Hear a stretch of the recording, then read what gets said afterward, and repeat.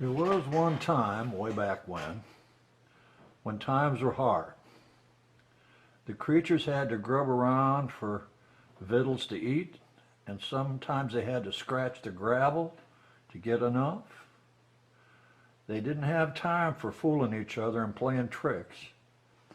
They had to hire themselves out, whomsoever, whatsoever, wheresoever, where there was work. The first week or two, Brer Rabbit worked pretty hard. He picked cotton, he split up kindling wood, he raked up the leaves, and he was much too tired for cutting up capers at all. Then come the day when he and Brer Fox were both hired together to patch up the leak in the roof of the barn. When Brer Rabbit heard that Brer Fox and he had to work together on the same job, he felt kind of dubious. I don't like joining up with that snaggle-toothed, bushy-tailed trash, he says to Mrs. Rabbit. Never you mind, said Mrs. Rabbit. You just keep both eyes open and both ears hoisted up, and now you run along. With that, she picked up a little lunch to take with him to eat on the job when he was done. Brer Rabbit grumbled a bit, but he'd take the lunch and he started off. On the way he met Brer Fox, and he was carrying a box lunch too. Howdy, said Brer Rabbit, acting sort of sociable. The sun's shining, mighty hot today. We better keep these lunches cool down by the spring where they'll keep cool. Sure enough, said Brer Fox, that's just what we'll do. Now, while they were putting their lunches, turn the page, down by the spring, Brer Rabbit just happened to notice that the Brer Fox lunch was fixed up with mighty tasty with a big jar of huckleberry jam for dessert. But he don't say nothing. And he and Brer Fox go along to the barn where they was going to fix the roof. Well, sir, they climbed up and they went to work. Brer Rabbit, he stuck a pencil behind his ear and went around measuring and marking where the new roof shingles were to go. Brer Fox, he picked up a hammer and some nails and the shiny new shingles and started fastening them on. They work and they work. It ain't long before Brer Rabbit sort of feels hunger in his innards and his stomach began to growl. 'Tain't been a while since he'd had breakfast, but he feel like he could eat a horse.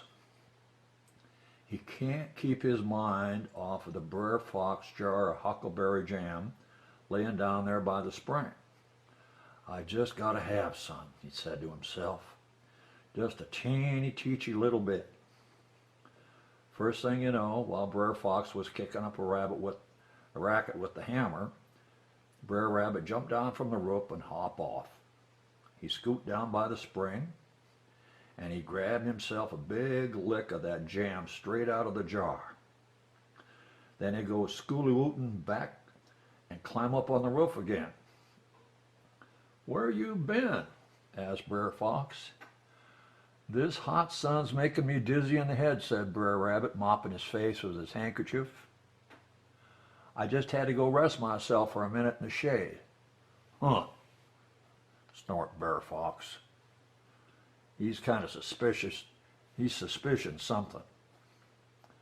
Brer Rabbit worked for a while. Just a teensy bit of that huckleberry jam was just enough to make his mouth begin to water for more. He waited until he see Brer Fox go crawling around the roof corner. Down he go again to the spring. Now that jam tastes even more delicious than before. He stayed a while and he gobbled up half the jar. Brer Fox was waiting for him when he got back this time, and his eyes looked mighty sharp. Where you been now? You been gone a long time.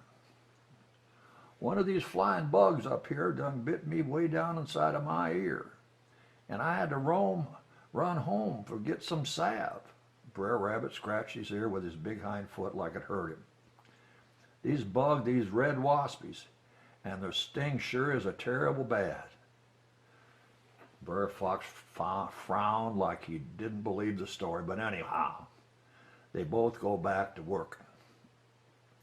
But Brer Rabbit can think nothing about but how he's going to get the last licks of that huckleberry jam, just going to waste in the jar.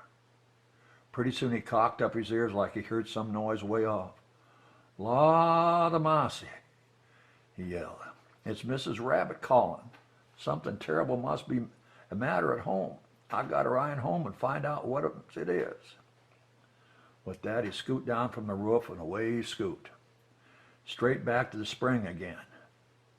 Now he guzzled up all of Brer Fox huckleberry jam right down to the bottom of the jar, and he licked it dry, and then he hurried back up to work. Brer Fox was waiting for him, patching up and down on the roof, a switch in his tail. Well, what was the matter at home? Brer Rabbit panted like he'd been running for a while. "Oh, the neighbor's children come by and they flung a rock at one of my children, and he hit it on top of the head like where the cowlick is. I had to run for the doctor." Brer Fox slammed on his hammer, kerblam. "I'm tired of working in this sun here while you keep running off.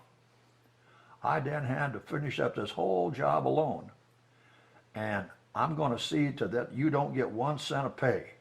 But first I'm going to go down to the spring and eat my lunch. I'm hungry." "Me too," said Brer Rabbit. "Kind of working his eye. I'm monstrous hungry." With that, they both jumped down from the roof and started for the spring. But Brer Rabbit, being the fastest, he got there first. He pawed up the earth and scuffed up a few pebbles, like somebody had already been snoozling around. Then he sang out, "Quick, quick, Brer Fox. Looks like somebody's been here. Oh, gracious, gracious goodness. Somebody has been here, and somebody's eaten up all your huckleberry jam." Brer Rabbit opened his eye up very wide, and he stand there staring at the empty jar. Brer Fox come trotting up. He sees the empty jar. He growls. Then his eyes just happen to glance up at Brer Rabbit. There, stuck on the tip end of his mustache, was a little round drop of huckleberry jam. Brer Fox laid out a squall that might have been heard for 40 miles. What, you worthless weaselly wump!"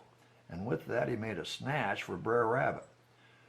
But he was just a little bit of being quick enough. Brer Rabbit, he grabbed up his lunch, and he took a big leap, and off he raced with his tail was on fire. Brer Fox, he raced right after him, and they raced, and pretty soon, Brer Rabbit led the fox right into the briar patch. He zig and he zigzag out amongst the briars. But Brer Fox, he ain't made for briar patches, I don't think. Sort of scratchy business. He's scrangled up in the prickers and he can't get nowhere. He just gets madder and madder and madder until he just plumb near crazy. The Brer Rabbit zip away and soon he was out of smelling distance, and he skipped back to the barn and got his pay. Now, with the huckleberry jam in his stomach and with his lunch under his arm and with a heap of money jingling in his pocket, while Brer Fox thrashing around up yonder in the briar patch, Brer Rabbit was as happy as can be. And that's the end of that story.